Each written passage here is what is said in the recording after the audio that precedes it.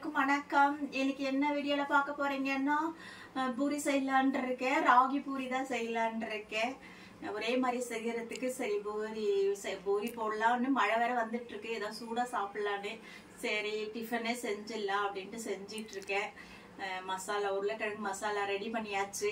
சரி பூரி போடலான்னு நினைக்கும் போதுதான் சரி வித்தியாசமா பண்ணலாமேன்ட்டு இப்ப ராகி பூரி செய்யலான் இருக்கேன். வாங்க எப்படி செய்யறதுன்னு பாக்கலாம். இது பாத்தீங்கன்னா ரொம்ப கஷ்டம் கிடையாதுங்க, ஈஸியா செய்யற மாதிரி நான் சொல்லி தரேன். வாங்க எப்படி செய்யறதுன்னு பாக்கலாம். வீடியோக்குள்ள போறதுக்கு முன்னாடி இப்பதான் என்னோட சேனலை பாக்குறீங்கன்னா சப்ஸ்கிரைப் பண்ணிட்டு உள்ள வாங்க வீடியோக்குள்ள போலாம். இப்போ பார்த்தீங்கன்னா ராகி மாவில் பூரி செய்ய போகிறேன். அதுக்கு ராகி மாவு நான் க்ளீன் பண்ணி சலிச்சு எடுத்து வச்சுருக்கேன். இப்போ அது கூட கொஞ்சம் சால்ட் உப்பு போட்டுக்கலாம், தேவையான அளவு போட்டுக்கலாம். அப்புறம் பார்த்தீங்கன்னா ஒரு ஸ்பூன் ரவை சேர்த்திக்கலாம். ஒரு ஸ்பூன் ரவை எடுத்து போட்டிருக்கேன் இதில். இப்போது இதை நல்லா கலக்கிக்கலாம், நல்லா மிக்ஸ் பண்ணிக்கலாம். சால்ட் உப்பு ஒரு ஸ்பூன் ரவை போட்டால் போதும். என்ன போடலாம் இல்லைன்னா கூட பரவாயில்ல, அப்படி கூட செஞ்சுக்கலாம். ரவை போட்டால் அவனை கொஞ்சம் மொறுன்னு கிடைக்கும் அப்படின்ட்டு போட்டிருக்கேன். இப்போது தண்ணி கொதிக்க வச்சு நல்லா கொதிக்கிற தண்ணி இதில் விட்டுக்கலாம். பாருங்க நல்லா தண்ணி கொதிச்சுட்டு இருக்குது. இப்போ நம்ம எடுத்து கொஞ்சம் கொஞ்சமாக விட்டு கெட்டியாக பூரி பதத்துக்கு பிசைஞ்சிக்கலாம். பாருங்க நான் ஒரே கையில் பண்ணுறதால இது பண்ணி பிசைஞ்சிட்ருக்கேன். நம்ம கொஞ்சம் கொஞ்சமாக தண்ணி விட்டு பூரி பதத்துக்கு பிசைஞ்சிக்கலாம். பார்த்திங்கன்னா வெந்நீர் சூடாக இருக்கும், அதனால் நம்ம கையால் பிசைய முடியாது, களி கிளற மாதிரி தான் இது. அதனால் நான் கீழே வச்சு செஞ்சிட்ருக்கேன். நீங்கள் இப்போ கரண்டிலே கொஞ்சம் அப்படியே அமுத்தி கிளறி பிசைஞ்சுக்குங்க, சரிங்களா? இதில் இப்போ ஒரு 2 ஸ்பூன் ஆயில் விட்டு நல்லா உருண்டை பண்ணி கொஞ்சம் நேரம் மூடி வச்சிடலாம்.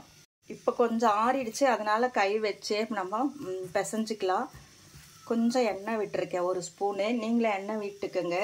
விட்டுட்டு ஒரு 10 நிமிஷம் மூடி வச்சுக்கலாம். எண்ணெய் காஞ்சிட்ருக்கு.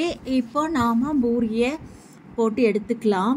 ஃபஸ்ட்டு நாம் கொஞ்சம் எண்ணெய் தடவிட்டு தட்டி எடுத்துக்கலாம். மாவில் தேய்க்க முடியாது, நம்ம தட்டை விட மாதிரி தான் தட்டி எடுக்கணும். பார்த்திங்கன்னா மாவு ரெடி ஆகிடுச்சு. நம்ம பூரிக்கு எவ்வளோ வேணுமோ அந்த அளவுக்கு நம்ம சைஸாக உருட்டிக்கலாம். இது வேகாத மாவு இல்லைங்களா, அதனால் நம்ம ஈஸியாக செய்கிற மாதிரி சொல்கிறேன்னு இல்லையா.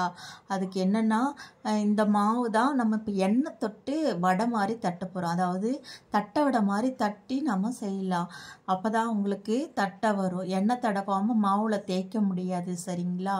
நல்லா உருட்டிக்கிட்டு இப்போது சப்பாத்தி கல் மேலே ஏதாவது ஒரு பேப்பரோ கவரோ வச்சு பாருங்க. இப்போ ஒரு பட்டர் பேப்பர் மாதிரி எடுத்து வச்சிருக்கேன். நீங்கள் வாழை இலையோ இல்லைன்னா ஆயில் கவர் கூட எதுனாலும் நம்ம எடுத்துக்கலாம். அதில் எண்ணெய் தடவிக்கலாம். இப்போ நம்ம பிசைஞ்சு வச்ச மாவை ஒரு உருண்டையை உருட்டி, நீங்கள் தேய்க்க வராது இது, ஏன்னா வேகலை, நம்ம சுடுதண்ணி போட்டு தான் பிசைஞ்சு வச்சுருக்கோம். களி மாதிரி இருந்தால் தான் உங்களுக்கு பிடிக்காம வரும்.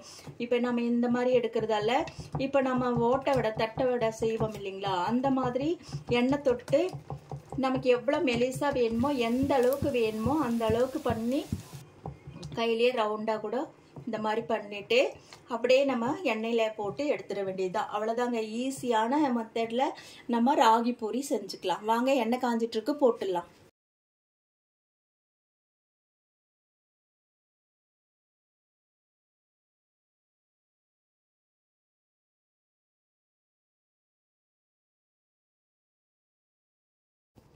ஒரு சிலர் பார்த்திங்கன்னா மாவு வேக வச்சு தான் செய்வாங்க. நான் இந்த மாதிரி ஈஸியாக செஞ்சுருவேன், சரிங்களா? அப்போ தான் டக்குன்னு செய்ய முடியும். வேகணுன்னா அவசியம் இல்லை, பூரி நல்லாவே சூப்பராகவே வரும், சரிங்களா? களி மாதிரி செய்யணும்னு அவசியமே இல்லை. நல்லாவே பாருங்கள் பூரி புசுன்னு இருக்குது. சூப்பராக கோதுமை மாவில் செஞ்ச மாதிரியே வந்திருக்கு. பார்த்திங்கன்னா இதே மாதிரி எல்லா பூரியும் போட்டு எடுத்துக்கலாம். அவ்வளோதாங்க, பூரி ரெடி ஆயிடுச்சு.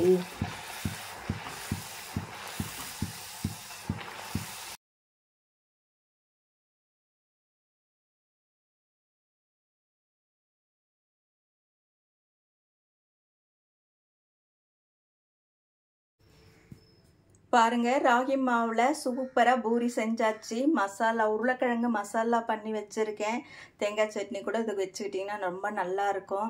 இது ஹெல்த்துக்கும் நல்லது, என்றைக்கோ ஒரு நாளைக்கு வாரத்தில் ஒரு நாள் சாப்பிட்றதுக்கும் நல்லாயிருக்கும்.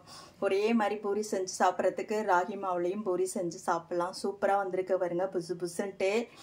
இதை நீங்கள் வேக வச்சு களி மாதிரி செய்யணும்னு அவசியமே இல்லை, சுடுதண்ணி வச்சு செஞ்சாவே செஞ்சிடலாம். இந்த வீடியோ உங்களுக்கு பிடிச்சிருக்கும்னு நினைக்கிறேன்.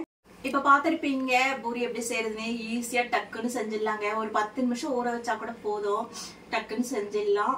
உங்களுக்கு இந்த வீடியோ பிடிச்சிருக்கும்னு நினைக்கிறேன். பிடிச்சிருந்தா லைக் பண்ணுங்க, ஷேர் பண்ணுங்க, அப்படியே என்னோட சேனலை சப்ஸ்கிரைப் பண்ணுங்க. பாய்.